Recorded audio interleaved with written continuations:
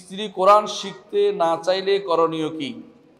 স্ত্রী কোরআন শিখতে না চাইলে তাকে বলবেন, আখিরাতের ভয় দেখাবেন এবং পড়লে সওয়াব কি যেটা বলে মানে তারগীব এবং তারহিব করবেন, তাকে ভালো কাজের প্রতি উৎসাহ দিবেন, খারাপ কাজ থেকে তাকে ভয়াবহতা জানাবেন যে এটা ভয়াবহ পরিণতি আছে না শিখলে, এবং আল্লাহর কাছে তোমাকে এই জন্য জবাবদিহি করতে হবে। তুমি সুযোগ পেয়েছো, তুমি পড়া শুরু করো, নিজে পড়ানোর চেষ্টা করেন। যদি কিছুই না মানে এবং সে সলাতও করতে পারে না ভালো করে, তাহলে তাকে রাখার কোনো দরকার নেই। কারণ যে সলাৎ পড়ে না তাকে তো রাখতে পারবেন না। আর যদি সলাৎ পড়তে পারে, বিশুদ্ধভাবে পড়তে পারে, কোরআন পড়তে পারে কিন্তু বিশুদ্ধ পড়তে পারে না বা ভুল করতেছে, ঠিক করতেছে না, ভালো করতেছে না, তাহলে তাকে আপনি চেষ্টা করেন, বোঝানোর চেষ্টা করে যাবেন, বুঝা এটা জিহাদের সমতুল্য হবে। আপনি তার সাথে ভালো ভালো সুন্দর একটা সুন্দর ব্যবহার করে তাকে কাছে টানার চেষ্টা করবেন।